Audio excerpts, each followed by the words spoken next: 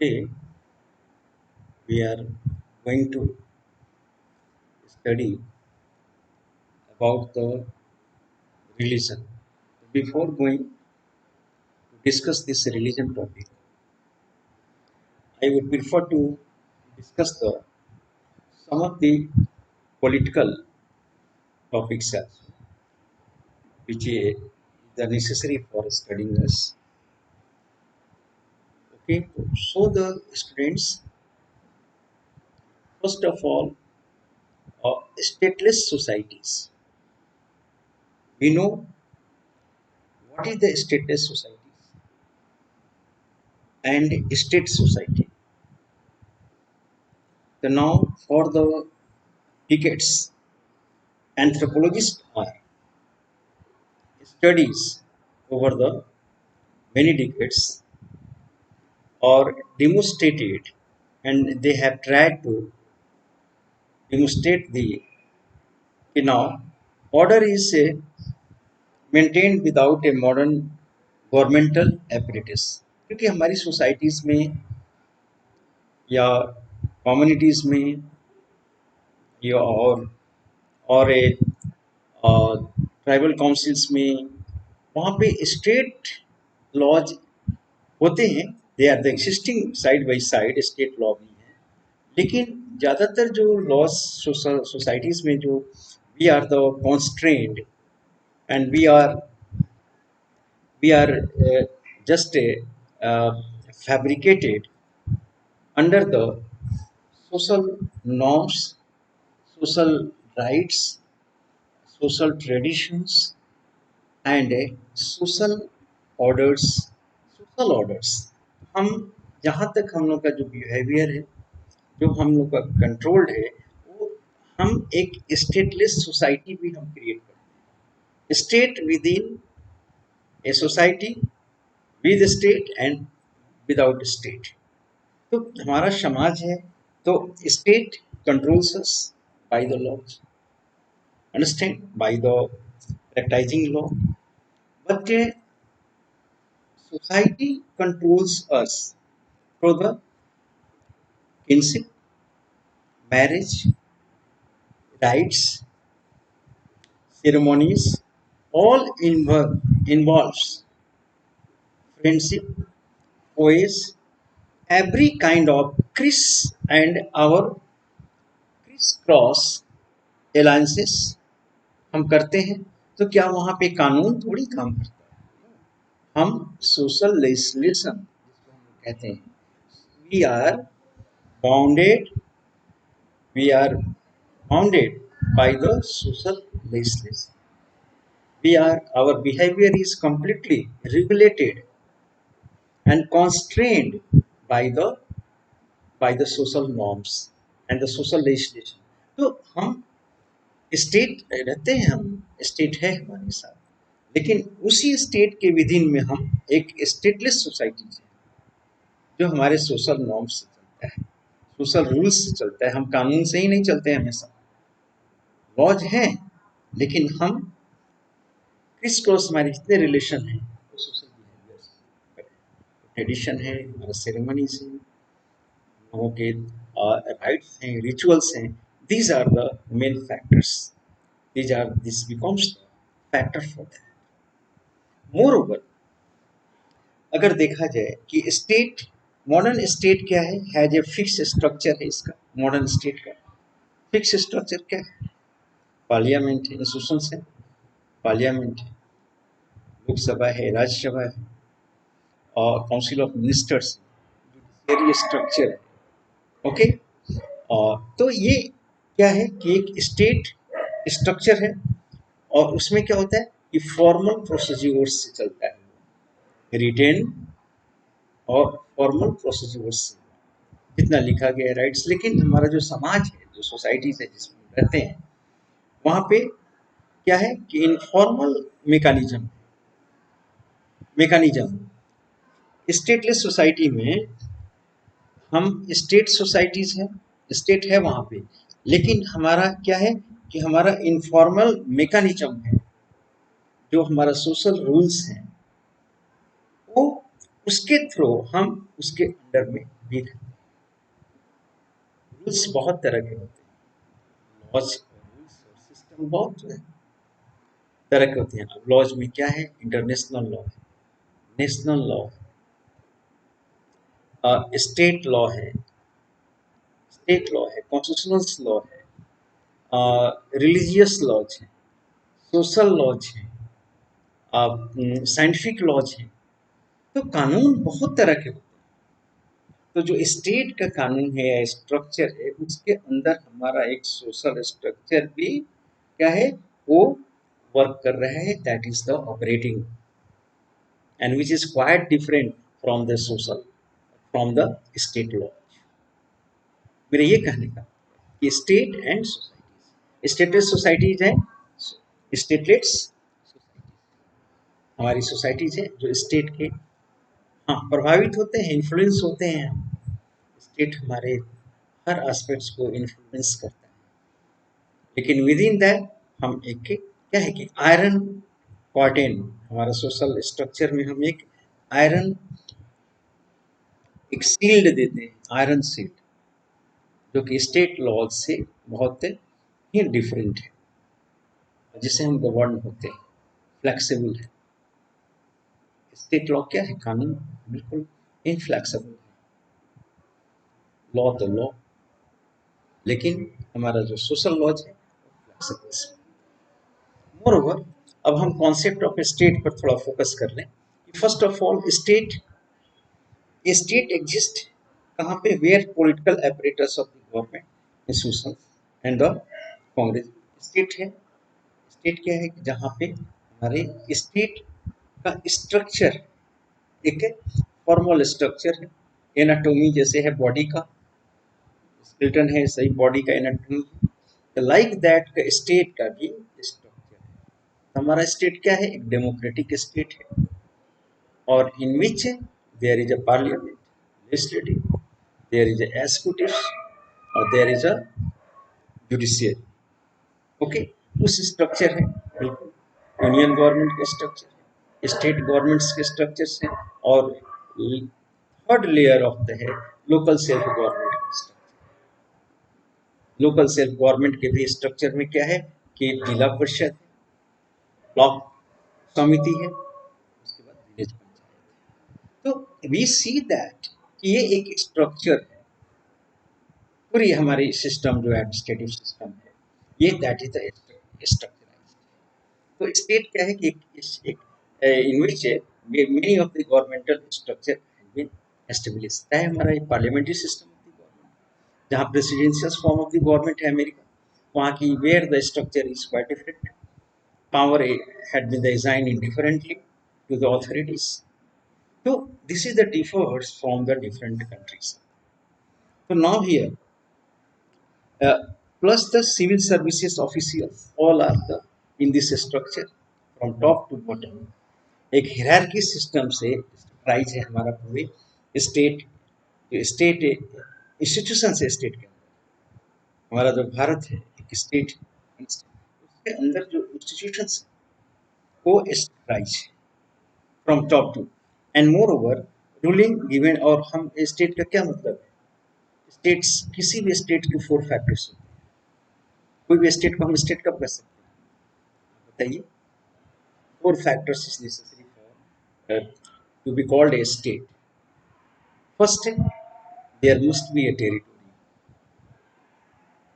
Second, उस territory में population होना चाहिए, there should be the population. और इसके बाद there should be government to regulate that population, governed, and moreover sovereignty means that a state is it has the undisputable undisputable entity, इसकी एक अस्तित्व है, एक इंडिपेंडेंट अस्तित्व है सॉवरेनिटी का, जो takes the decisions regarding the states without the external interference or without the internal disturbance, take the decisions, okay, and the all the people living in that territory naturally obeys obey the commands of the supreme authority and the that is the it is sovereignty is the state sovereign. It is the entirely independent state. Although there were all elements before the 1947, Bharat एक state नहीं क्यों? We had no sovereignty. We have no the independent entity to take the our own decisions. हम अपनी decisions नहीं ले सकते. Although there was a government, there was a structure, there was a population, territory, लेकिन sovereignty नहीं था. भारत एक state नहीं था. तो यहाँ पे I am going to talk to you कि गवर्नमेंट ऑथोरिटीज स्टेट में एक सॉवरेंटी होना जरूरी है फॉर स्टेट और गवर्नमेंट जो ऑथोरिटीज होते हैं backed by legal system government authorities क्या है they now carry the legal system all are the authorise कल मैंने पढ़ाया था लास्ट क्लास में ऑथोरिटी यानी कि power retain power have been the given to the assign to the each and every authority जिसको वो एक्सरसाइज करता है पावर के फॉर्म में लेकिन उसकी ऑथोरिटी क्या है उसकी ऑथोरिटी रिटेन है एंड मोर ओवर वो क्या है कि एक लीगल सिस्टम के अंदर वो काम करता है capacity to use the military force to implement the policy और स्टेट क्या करती है and the authority they implement and exercise their power by using the military force केवल मिलिट्री फोर्स से ही नहीं पावर यूज किया जाता है और कैपेसिटी है मिलिट्री फोर्स की है अल्टीमेट यूज किया जाता है लेकिन क्या है को स्वाभाविक रूप से नेचुरली अगर करते हैं ओबेडेंस सभी ओबे करते हैं तो मिलिट्री फोर्स की क्या जरूरत है लेकिन उसके पास क्या है उसी को पावर कहते हैं पावर है they have now second thing फंडा फंक्शनलिस्ट आप कई बार नाम सुने हैं मैंने पढ़ा है फंक्शनलिस्ट पर्सपेक्टिव्स स्टेट के बारे में उनकी नजरिया क्या है उनका व्यूज क्या है कि वो रिप्रेजेंटेटिव स्टेट एक रिप्रेजेंटेटिव है representing interest of all section of the society state क्या करता है कि वो interest of the all section of the society को देखता है लुक आफ्टर करता है और ये इनका जो फंक्शनलिस्ट का ये जो व्यूज है या पर्सपेक्टिव्स है स्टेट के बारे में तो this is the much democratic उनका ये डेमोक्रेटिक पर्सपेक्टिव क्या करते हैं कि interest of the all section of the society democracy में क्या होता है डेमोक्रेसी सभी सेक्शन ऑफ सोसाइटीज को क्या करता है उसको शेयर करता है पावर शेयर करता है और सबको अकॉर्डिंगली वो all section of society just look after their interests in the democratic states. They have the voice. Every section of the society have have the has the voice in a democratic state, and they have the share in the decisions making in the democratic state.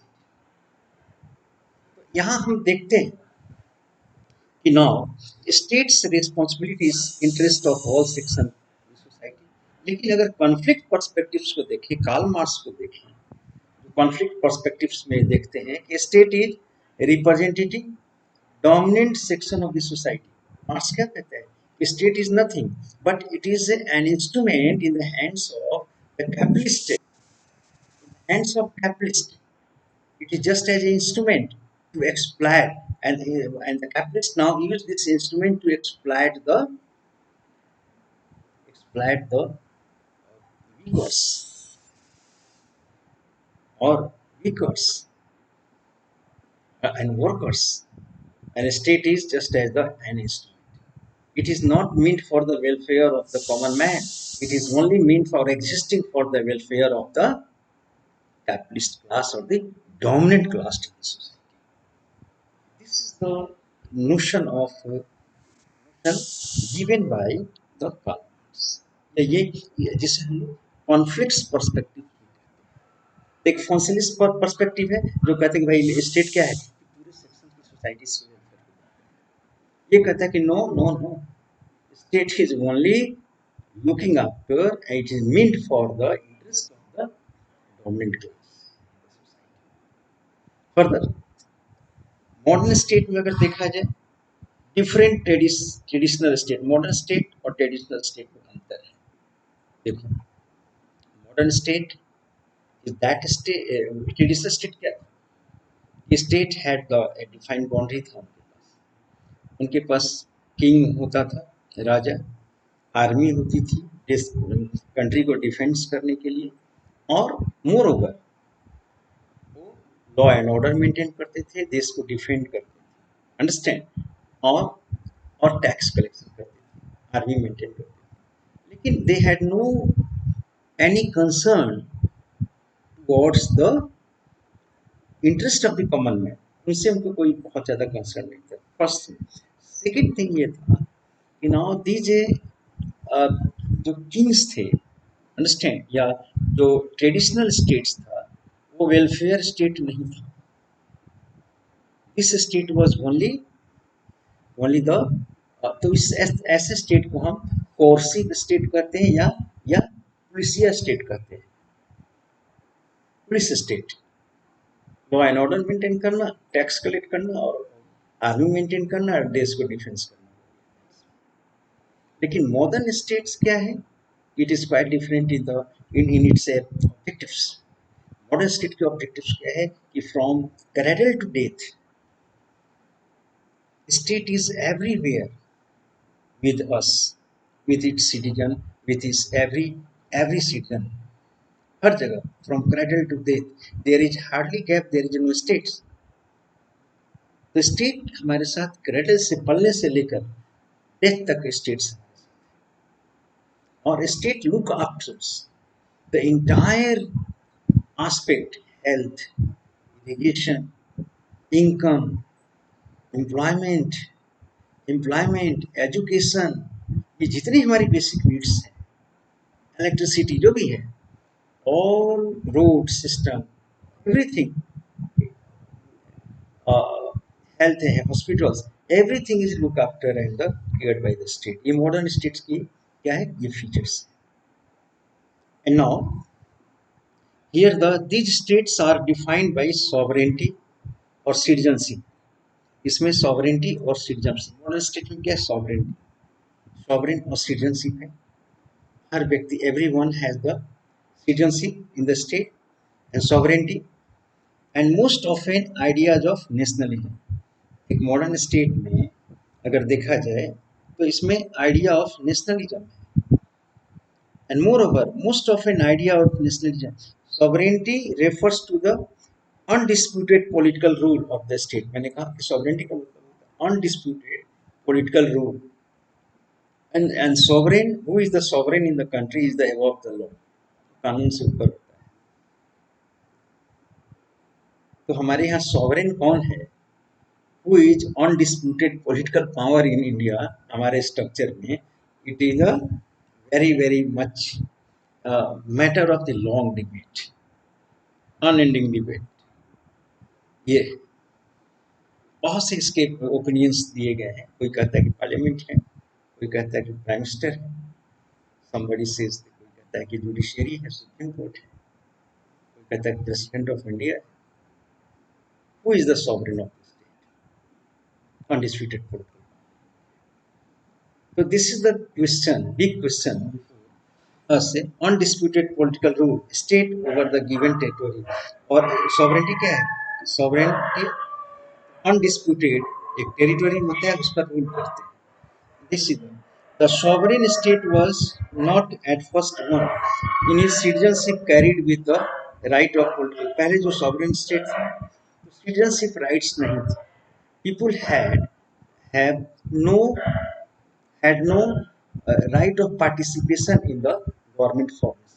जैसे आज की democracy में हमारा बहुत ज़्यादा participation है, हम एक डेमोक्रेटिक प्रोसेस में पार्टिसिपेट करते हैं, वोटिंग सिस्टम में हम शामिल होते हैं, तभी तो गवर्नमेंट फॉर्म होती है। लेकिन पहले ये था कि स्टेट में अगर ट्रेडिशनली देखा जाए कि the limited these were the achieved largely through the struggle। पहले लिमिटेड था, जैसे ब्रिटिश एग्जाम्पल ले लीजिए, तो उसमें लिमिटेड राइट्स था, हमें वोटिंग की राइट्स नहीं थी, लेकिन that rights came after a very long struggle. जैसे मोनार्की सिस्टम था ये मान लीजिए, यहाँ ब्रिटिश सिस्टम, ब्रिटिश, तो ये all over the world monarchy system, लेकिन ये जो आज सॉवरेंटी स्टेट मिला है लोगों को, या citizens participation in the formation of the government या डिसीजंस मेकिंग, तो this is how this became possible, only only by the only by only through the struggle, long struggle हुआ। उसके बाद सिविल राइट्स मिले, कॉन्स्टिट्यूशनल्स कॉन्स्टिट्यूशनल गवर्नमेंट हुआ, government by the consensus decisions हुए, civil rights, written constitution दुनिया को मिला, understand. और इसके साथ पार्टिसिपेशन, ये इसके लिए क्या हुआ, एक लंबा स्ट्रगल करना पड़ा against the monarchal system and against the conservative elements in the society. Moreover, now जैसे हम लोग यहाँ पे देखा जाए, largely through the and power of monarchs achieved through them, और पहले सबसे बड़ा रोड़ा कौन था, ऑब्स्टेकल हमारे मॉडर्न स्टेट्स के फॉर्मेशन में मोनार्की सिस्टम था, राजा किंग। आपके पास बर्निंग एग्जांपल्स हैं इसका, we have the burning examples of the French Revolution, where the king now attained the enormous power. The autocratic king was there. What he speak, that was what he what he said, spoke, that is the what he spoke, that was the justice. All power was inherent or centered in the hands of the hands of the king, राजा के पास। और कहता था for king law, ये we 14 used to see that I am the state, मैं ही state हूँ, and for that the French people, Parisians, had to struggle hard, and ultimately the 1789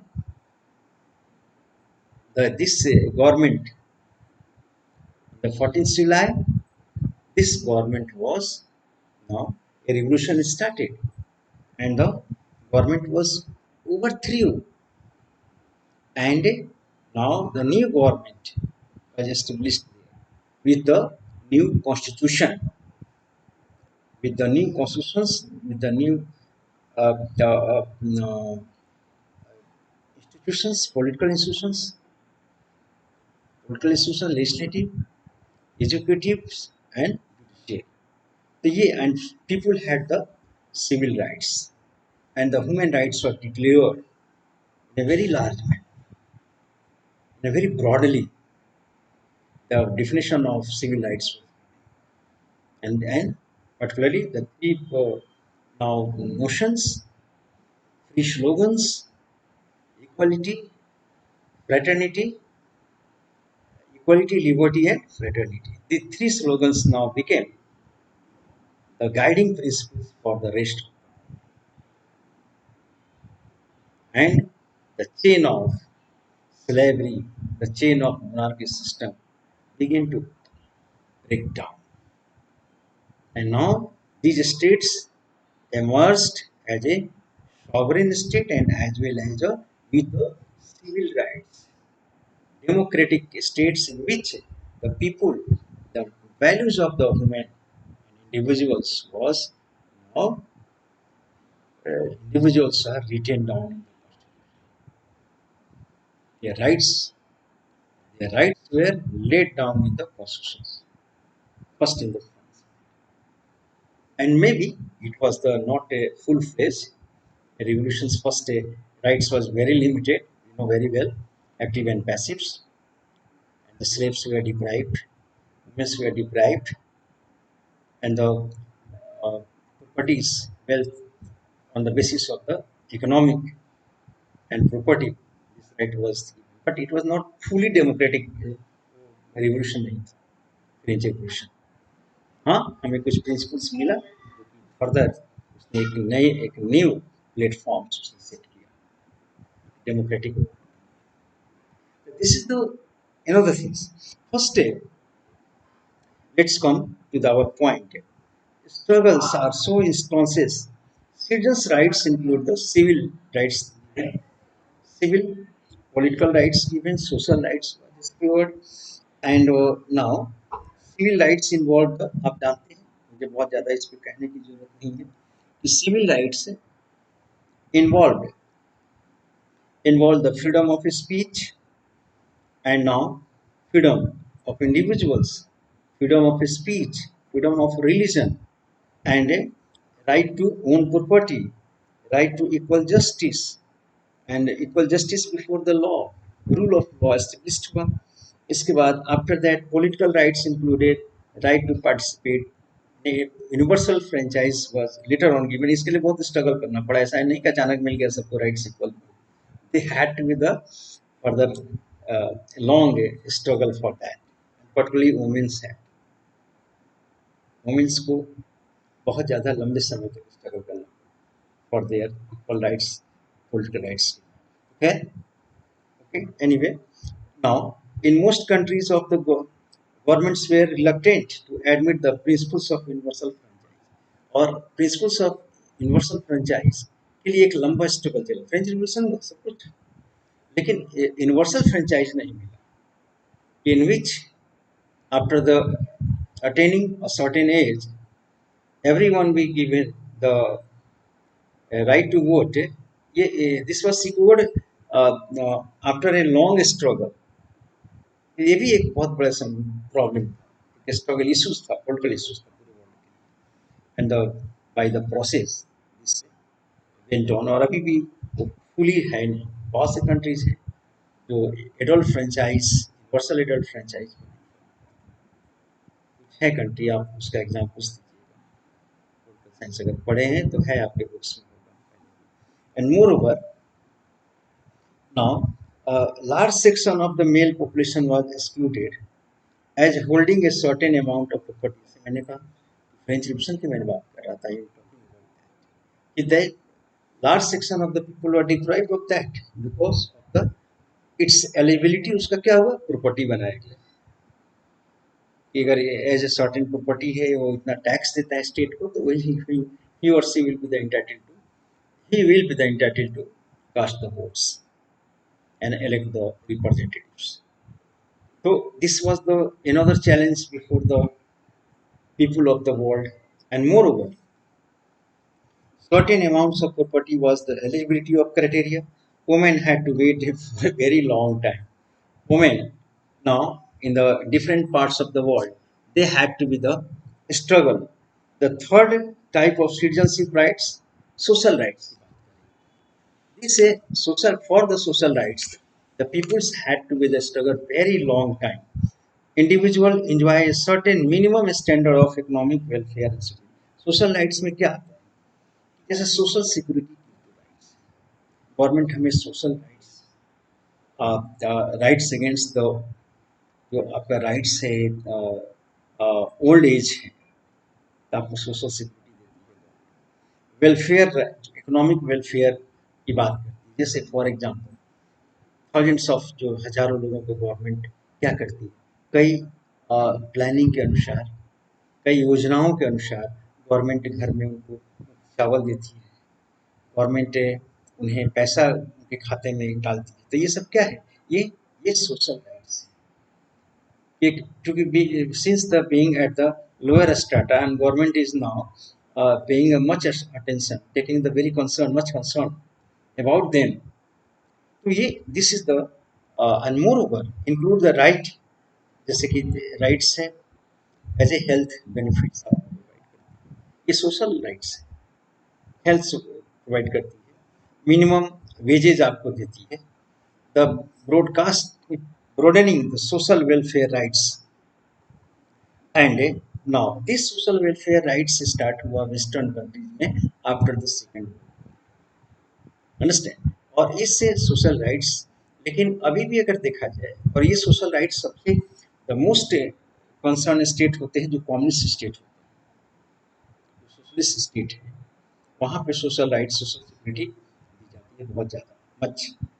ऐसे तो western capitalist country है, लेकिन वहाँ भी social rights and social security. जो developing countries हैं वहाँ ये कम है, लेकिन फिर भी स्टिल अगर हम देखें, भारत का एग्जाम्पल ले, अपनी कंट्री, हमारा कंट्री क्या है, एक डेवलपिंग कंट्री है, तो यहाँ भी सोशल सिक्योरिटी के राइट्स दिए गए, और हमारा हमारे कंट्रीज, हमारे डेमोक्रेटिक सेटअप उसकी ओर एफर्ट्स करता है। What ever and now far reaching social and all over the world today social rights are, लेकिन आज इसके साथ एक और भी प्रॉब्लम है कि बहुत से जो थिंकर्स सोशल राइट्स को एक स्टेट पर लाइबिलिटीज मानते हैं। हमारे यहाँ फ्री ऑफ एजुकेशन दिया जाता है, स्टेट देती है, गवर्नमेंट मेडिकल फैसिलिटीज प्रोवाइड करती है, मुफ्त में चावल देती है फ्री ऑफ। अंडरस्टैंड, तो ये क्या कहते हैं कि वो एक जो लोअर क्लास या एक क्लास है, वो लाइबिलिटीज है स्टेट पर। एंड नाउ, और ये क्या है, ये एक बहुत बड़ा हमारे इकोनॉमिक ग्रोथ में हिंड्रेंस है। हम देश को एक पुअर सेक्शन जो स्टार्टा है उसके नीचे के सोशल सिक्योरिटी और उनके इकोनॉमिक के कंडीशन को, उनके हेल्थ के लिए जो सरकार अपने बजट में अधिक जो खर्च करे, तो हमारे अदर इकोनॉमिक विकास के लिए, डेवलपमेंट के लिए बहुत बड़ा ये क्या है, एक हिंड्रेंस है, एक ऑब्स्टेकल्स है हमारे लिए, ऐसा क्रिटिक्स मानते हैं। दिया था। एंड नेशनलिज्म डिफाइंड, नेशनलिज्म एक न्यू नॉर्म्स क्या है, नेशनलिज्म। ओके, बस नेक्स्ट डे हम लोग